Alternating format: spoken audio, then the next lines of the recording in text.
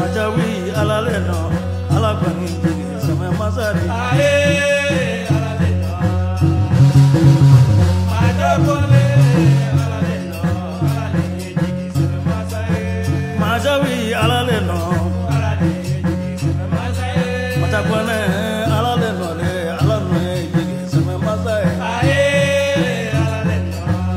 Eske skato kumaina ala de masai masawro masa ale de kelempe waidun ni ofora ba hakli tiganga musoba dola min ka jina ko dugolente frafina ni frajela macha kone de kodo sulmani jina tigi madam togola wabe se balma muso ine kodo akembe ka wole bla frafina ni frajela kelen bela jenema maoma ko e yanga korolen kanu baye maoma ko e yanga korolen labatu baye kren nyala jina ko minantigi fembe mama ye jina ko kanu madam togola macha kone ale kembe ka wole bla bela jenema ko aka salama belebele baye abidamine alamusado septembre kalo kle wolonfla kata kunche keridon septembre kalo kle tan e hakli toala ni salama belebele bayi barabulo dale olu flani alamusado septembre kalo kle wolonfla ona ke jina fali belebele bayi jina fali mi nabi kenanga frafina fol fon dron jumado septembre kalo kle shekin ona ke jina fali bafana ye anyama ka ufe mi nabi kenanga frafina fol fon ani to la fol fon frale nyankan sibiridon ka duguje kerila dimashi koni ona ke duzungoni fo belebele bayi kono ware ka ufe anyama ongon fala oye afden konoba kono ka kono jela mini konoba inde kotewa waju konoba kono historien ale de kodo seguba traoré mata ale ko fam maye tuguni ale de bina o shubelebele bay ka olanyana maya shubelebele bay dem faya talembe ka di anga dangoro badoma ka damina kunungo fobi mi mbulo be ajigiya minankoro banko ka doni de kodo banko ka clé de kodo banko ka futne yele inde kodo dubakoro de kodo ni bela jenen ba wole ko ablay jara ni shubelebele bay dem faya talembe ka sigi ale de koro la ben bela jenen talendo ka di tombelebele badoma on fait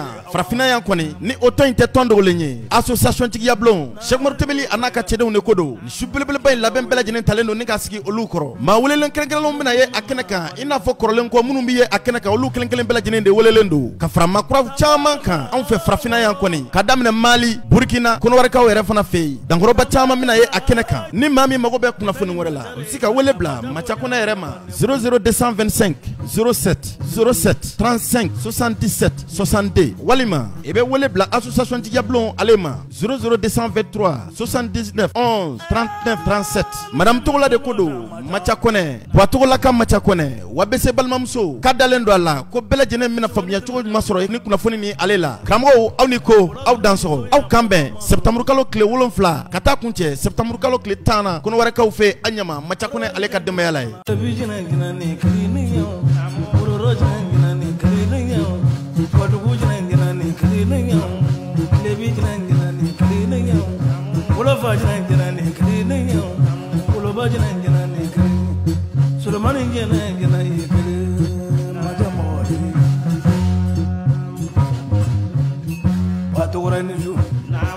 Juru fale wa sebe